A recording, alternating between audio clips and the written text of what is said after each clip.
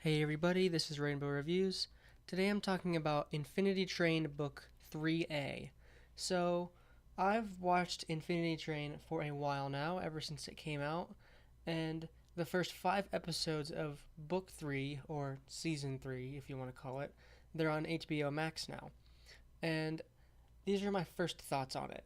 So, my first thoughts are I really like the progression of the story. Like, it's at a great pace.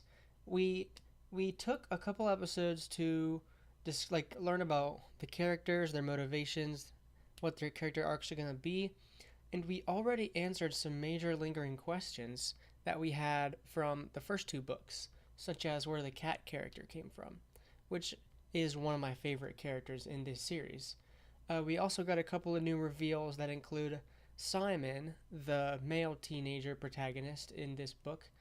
His original denizen was the cat, and 1-1 is actively trying to stop the Apex by shifting cars even with passengers in them. So those are the first couple new reveals and few key differences from the other books, and I love that. I also really like how subversive Infinity Train is getting. Like every book builds on a new aspect of the train. So book 1 was the conductor, book 2 was the denizens, how they can't leave the train, and even how passengers are given arcs that get their number to 0. Book 3 looks like it's about deactivated numbers in some way. So I'm really excited to see where it's going to go from here. Now, my favorite episode out of these 5 is definitely the 5th one. And people who have already seen it, they probably know why. Yeah. The major character death in every book of Infinity Train happens in episode 5. It's a bit earlier than usual. But yeah, so it's a dark moment and it's a sad one too because you're getting to know these characters, but having them die so quickly, especially because it was so quickly in this episode too, it came out of nowhere. It hurts that much more, but it's that much cooler that they can get away with that. So this is actually my theory for the second half of the book. If you haven't watched these episodes yet, you're most likely going to be confused.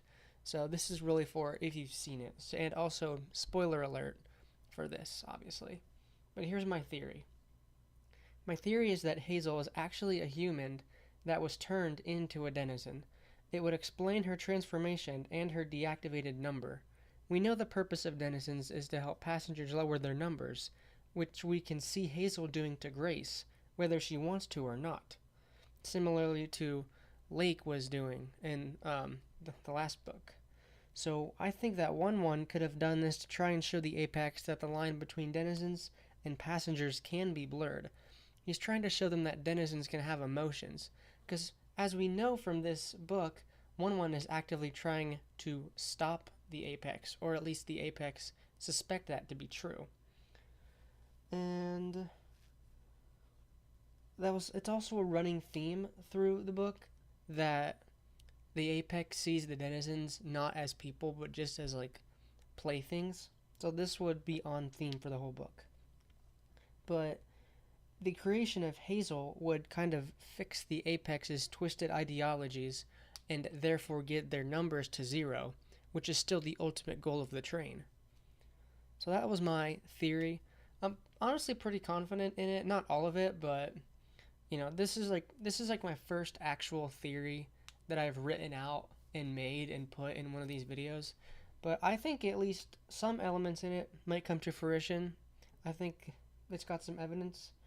But yeah, let me know what you think of this theory down in the comments below. And if you don't have HBO Max or you haven't seen Infinity Train Book 3, I definitely suggest you get it. It's definitely worth the price of admission alone.